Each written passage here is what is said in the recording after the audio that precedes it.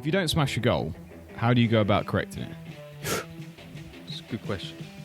One of the most powerful things someone can use, because it doesn't only give you a word type of view, it also gives you a physical view. If you have a house that's perfect, you can put it on there. If you have a car that's perfect to you, you can put it on there. If you have a dream family, a dog, a cat or whatever, if you want to buy a special dog, you can have it on there. If you want to have a perfect holiday, you can have it on there. So it's not just words that you can read, it's vision, it's pictures that you can see. We are finding success, and we're here to break that monotony of your life and help you find your own version of success. Adam, how you doing? I'm good, mate. How are you? I'm good, man. Welcome to another episode, guys. This week, I can't remember what episode number it is. 52. Yeah, 52. 52. Total, 53. Yeah. We were just talking before the recording of this episode, and we got to thinking how quickly the year's gone. Yeah. It's now End of July. We've got like 5 months till Christmas. Till Christmas, that's just scary enough, isn't it? It's 5 months. Yeah, it is. I feel like it was just February the other day. Mate, it's insane. Time's flying. It's flying, and it's... all the things have changed in the world. A lot of things have changed in the world in the space of this year as well. We've had mad changes in the world, with Bojo losing his place in Parliament. We've had, the wars. Giving it up, not losing it, quit. Giving it up. We've had wars. We've had Biden falling over quite a lot. It's changed massively. The world has changed massively. Have you seen... it's just reminded me of a little thing I saw on the internet. He was doing a speech, Biden, and he goes, to describe America in just one word, and he goes, excuse me. He couldn't get it out. It's just someone like put in subtitles of what that. It's just man given. Sorry, carry on. The world's changed massively in the last 7 months. When you think we've only got 5 more months to go at the end of this year, what else can change? Yep. A lot of things can change. Yep. Who knows where we could be? Yeah, you're right. Politics in the UK are changing. That could be very interesting. Yeah. It's going to be on the news all the time now, so I'm going to probably start watching the news for a little bit. Yeah, absolutely. That's going to annoy me out, like scrutinising every single person. Oh, that's going to do me in, so let's not talk about it. Anyway. While we were talking on the topic of how fast the year has gone so far, we kind of thought, well, and we do this, we review our goals quite a lot, don't we? Mm. But we wanted to ask you guys the question and put the question and sort of put you in a position and ask yourselves and ask you, how are your goals looking for the end of the year, the ones that you set? Listening now, wherever you may be, walking to work, sat in your car on the way to work, doing whatever you need to do, sat in your home just listening, vibing, enjoying the podcast, because you always do. Have you thought about your goals that you set? Look back to January. Do you remember that January episode or the end of December episode where we said, yeah, this is a great way to start a year off, plan it out, get ready to go. Look back to then. Have you achieved anything that you set out to achieve? Are you en route to it? Where are you about to now? Have a refocus, a reset. Have a look, because I would be surprised. No, I wouldn't be surprised, because you're obviously an epic listener if you're listening to this. Yeah, very true. Pretty on it. Yeah, but I know I could be further ahead with some goals. Yeah, of course. Because I've let some slip. I think everyone could. I mean, no one in this world says, I've smashed all my goals. There's always, and no matter who you are, because if you want to be a better person, you always move that goalpost for yourself. You don't ever say, I smashed those goals. I've done them all. Do you know what I mean? You always move that goalpost. If you hit a goal and you go, I'm going to go a bit further this year, this goal's too easy, I'm going to make it harder for myself. So no matter what, your goalpost is always moving. Yes, we tick those goals off, but we move them to the next year or to the next 6 months or whatever. So they're ever adjusting, aren't they? They are, which can be hard to keep track of, because you might have written down something that you achieved way earlier in the year, but now it's completely moulded into something different. So it's just about keeping a track on them at the same time. Yeah. Which is why you should always review your goals. Spot on. How often do you review your goals? I do them every 3 months. Okay, every quarter. Yeah. But I would say that's almost a bit too broad. Yeah. What do you do? I'm every month, okay. Because I, like we used to do, have a little accountability session every week, and sort of I'll write down my main sort of snippets for the month, and when I've broken those down, I kind of go, right, this is what I need to do to achieve this, this is what I need to do to achieve this, into little bite-sized pieces, and every single month I'll have those either on the whiteboard or something that I can see day to day, and just know that I'm going for that for this month and this for the next month. Strong. That's really strong. Have you felt that's helped? The thing, do you know what? When you said every 3 months, that is what everyone should do, I think, to start off with. I think it's just the best way to get into it. The thing that makes a difference is seeing it every day. Yes. When you place it somewhere on your whiteboard that you walk into your office, or you walk into your bedroom or your shower or whatever, and you see those goals every single day, you don't forget what you're going to do. You don't forget, I'm getting up at 5 o'clock to go and sit down and scroll through Facebook and have a coffee. I'm getting up to do my own thing, to do my own work, and to get going and make my life a better piece and position of myself. You're always better in yourself. So if you don't do that, I think you kind of lose track quite fast. Yes, and especially if you're reviewing it like 6 months or a quarter, you forget quite a lot on why you're doing the journey. So definitely a game changer for me was having it where I could see it. Yep, I agree. I found earlier in the year, to be fair, there are some days I don't get to go on the computer just because of the way life is. Exactly. Yeah. And I've got my vision board on my computer. It's not a whiteboard. It's a vision board on my computer on Notion. Yeah, nice. And we spoke about vision boards in that episode at the beginning of the year. And I think it's really powerful. It's fantastic, but I don't see it every day. No, yeah. I don't even see it every time I'm on the computer because I have to go and find it to go and look at it. So I have started putting goals on my. So I've got about 3 whiteboards in the house now. Yeah. Got a little one for the daily goals, or just the to-do list type thing. The easily achievable ones that are quick fire. Write them down, rub them off the next day. So write them down, rub them off next week. Yeah. And then a few larger ones on the whiteboard in front of me again, so I can just see it daily. It's just that, just like we read in Think and Grow Rich, it's that constant, almost reaffirmation of yourself, constantly reaffirming that that's what you're doing. Yeah. So whenever you get sidetracked, whenever you get distracted, whenever something really cool pops up, you go, wait a minute, hold up, wait a minute. What's the big goal? What am I chasing? Oh, that's it. That's why I'm doing it. I forget. Because you do forget sometimes. Yeah, you completely. And just replanting that every single morning is like really powerful. Yeah, I completely agree. And it's, we all know it's hard to keep track of what we're doing or how we're going and what we're going to do and why we're doing it. So definitely, like you said, having that in front of you just makes a big difference. Just like New Year's resolutions. How many of you failed on them buggers? Because not many people write them down. You just say them around the table, didn't you, on New Year's Eve? Well, your parents come down like, what are you going to do this year then? Do you know what I mean? I'm going to stop drinking for 2 weeks. So yeah. Do you know what I mean? Well, I've made it to the second week of January. That's pretty good. Yeah, well 4 days in. Oh, mum.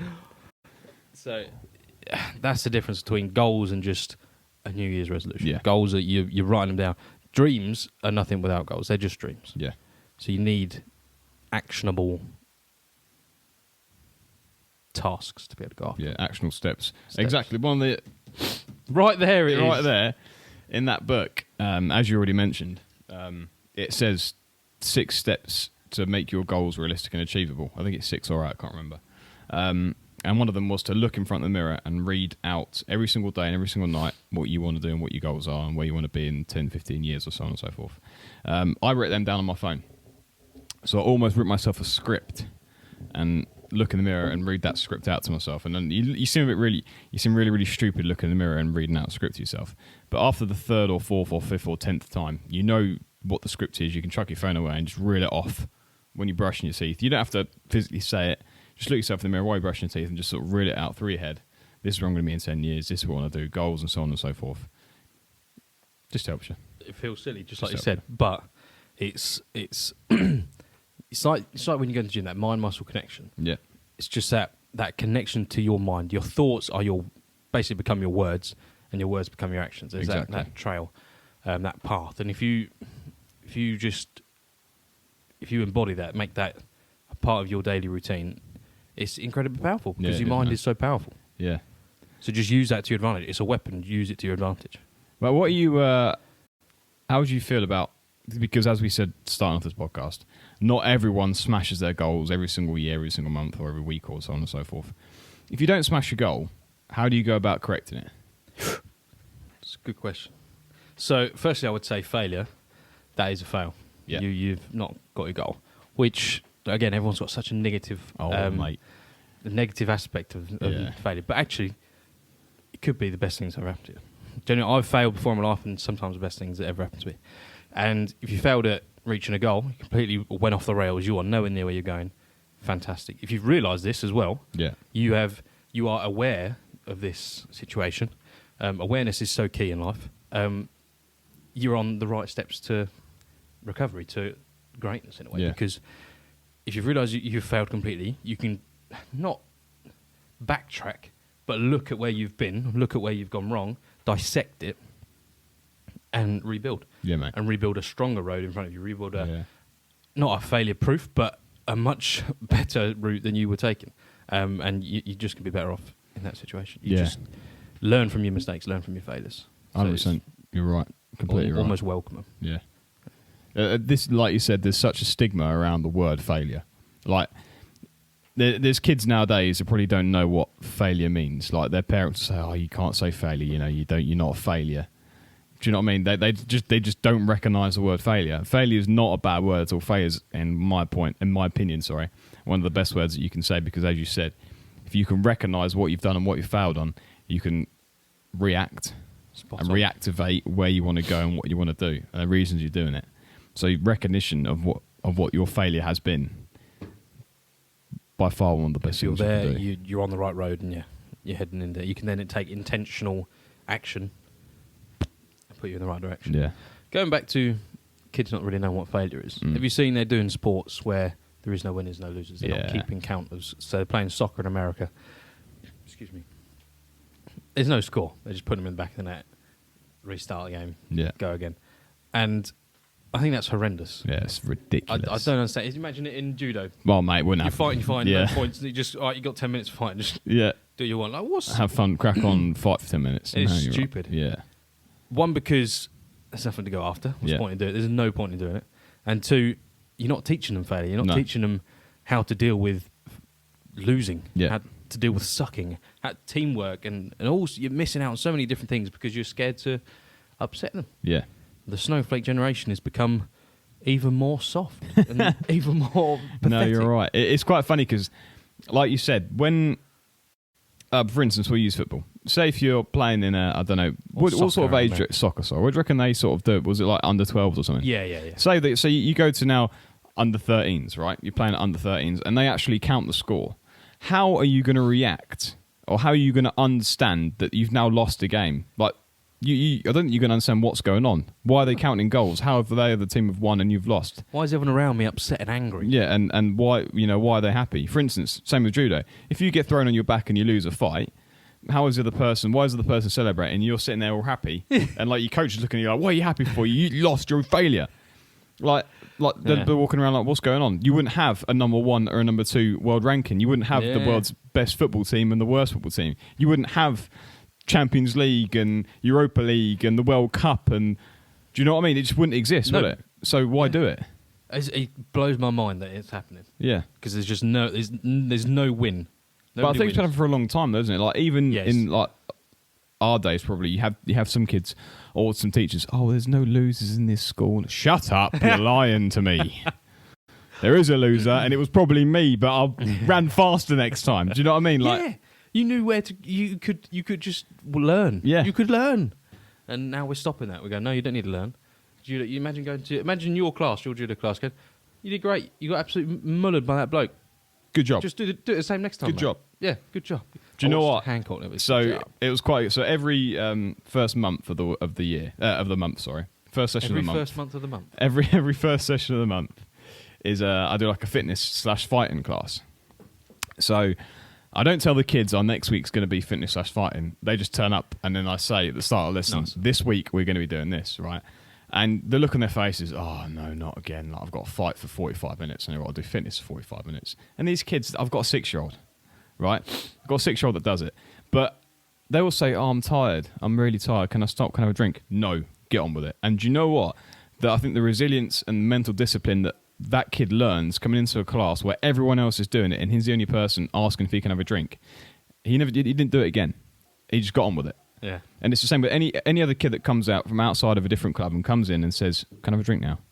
Do you know what I mean? They're used to that ease. Oh, of course you can, Whereas today, on this day only, the first session of the month, you are going to get beasted and you are going to get put through hell. But at the end of the session, I'm going to recognise who's done well and who hasn't done well. And if you've done well, we're going to celebrate with you. And 9 times out of 10, everyone puts maximum effort in, Awesome. and does their hardest. Awesome. And it was the same with like a few weeks ago. I'm not kidding. I've never been a prouder coach because it wasn't just like I didn't just have a class of 5 people that turned up and worked hard. I had a class of 20 people, and all of them worked 100%. And from the age of 6 to the age of 30 something. So that wide range of age, no matter what happened or how hard they found it, can I have a drink? No, we're going to finish this. They all done it and all stuck at it. So I think, like you said, you just have to learn from a young age that failure happens, but you have to get back up off your back and carry on doing what you need to do to succeed in life. I think they'd also learn in that one that. Excuse me. I think everyone could have learned from each other in that age range. She's saying like 5 to 30. Yeah. They'd have seen the old ones would have seen the resilience in the young ones just going out, and they'd be like, can't have this, I've got, so it's pushing them on. And the young ones are seeing the mature, the people they look up to, going at it and going hard. So it's just like a positive movement. Everyone's doing really well, so everyone pushes even further. And you go beyond your limits, which is just what we love to see. But also, what was I going to say? That kid that wanted the drink, I bet you he then learned after that actually my body can keep going. Yeah, my body can take it. I was being weak up here. Yeah. It can keep doing the full 45, and I'm going to push on. Still. Yeah. There's another thing as well. Like, so basically, I do another exercise where we'd have a group of 3, a team of 3. You'd have one person at one end of the mat, one person at the other, and one in the middle. And basically, what you do is the person in the middle runs to the side, throws that person. The person who gets thrown gets up, runs to the side, and throws that person. And you just continue. And we do it for a song, but it'd be like AC/DC, Highway to Hell or something. So it's not like a 2-minute song. It's like 5 minutes long or something. So it's just continuous, bang, bang, bang. And you're not doing it as a group. You're doing it as the team. So every single person can see that you're being thrown, been thrown, or running to be thrown. So no matter what, if you get hurt, someone's looking at you, you landed runny, you landed funny, you're crying, get up and carry on. Like, so everyone can see what everyone's doing. Yeah. And there's not one person that cried, moaned, or asked for a drink because the whole team could view on what that person was doing. So you had to put on a face, had to put on bravery, had to put on, I'm going to get through this, get these 5 minutes done, and push on. So like you said, everyone's looking at that person, so everyone can learn from what the other person's doing as well. There's a level of accountability there as well. Exactly. So you have to do that in your own life as well. Personal life is a bit harder. That is why we have accountability partners. Definitely. But it's definitely a bit harder to sort of adjust and keep moving forward, as you said, in that respect. That's so using that going into a personal life, it is difficult because there's no team. There's no team in your personal life. It's you are you. You're right. Yeah. You're on your own. You can't. When you're working in a team, we both know you're working with teammates or work colleagues. You want to push on a little bit more for them. You push past your limits for them. Yeah. To not let them down, etc. And sometimes you don't do that for yourself. It's just human nature. You go, actually, I'm only letting myself down. I'll be all right. Yeah. I remember years ago I had a gym partner. We smashed out the gym 7 days a week. It was incredible training we did, and it was we only were able to do that because because of each other. We were pushing each other. Yeah. If it was just me, I'd have been able to plan that same training program, but I'd never execute it. No. And that is why it's so important to have that accountability. To have accountability with yourself, but also it's easy to have someone on the outside. 100%. Like me and you got each other. Yeah. You guys need to get one as well because it's just a complete game changer. Imagine going if you've got a gym partner, you never let them down, do you? You don't want to let them, or if you do let them down, you let them down in advance. Yeah. You reschedule, you find a way of getting around it, but you change the time. You fit it in another day, or you do double the next day, or it's just something. You don't drop it completely. No. You make it. Yeah, you make it work, and you need to be able to learn how to do that yourself for yourself. Yeah, for all your goals, for all your structure of your week, all of that you need to learn, and it's very hard. It is. Yeah, it's very hard. Like you said, it.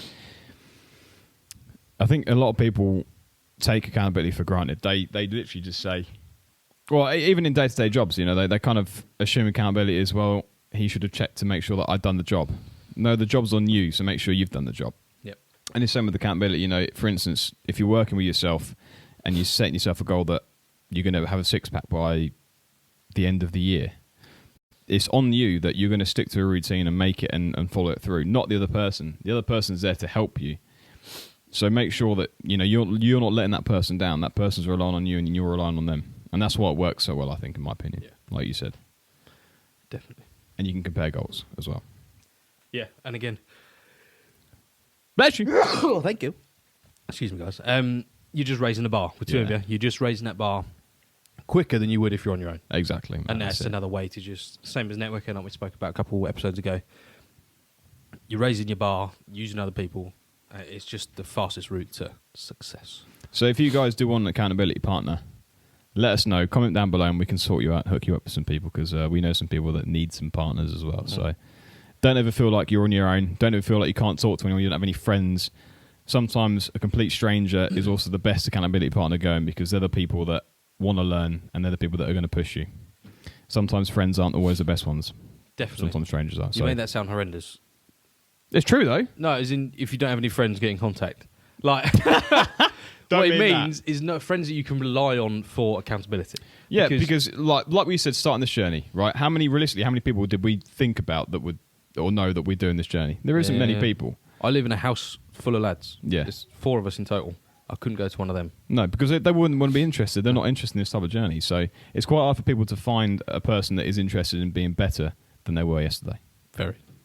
But we've got a little community of all of you here, so just get in contact. We'll do it together. And we can sort you out. And strangers can sometimes be the best. So, Pronto. as we said.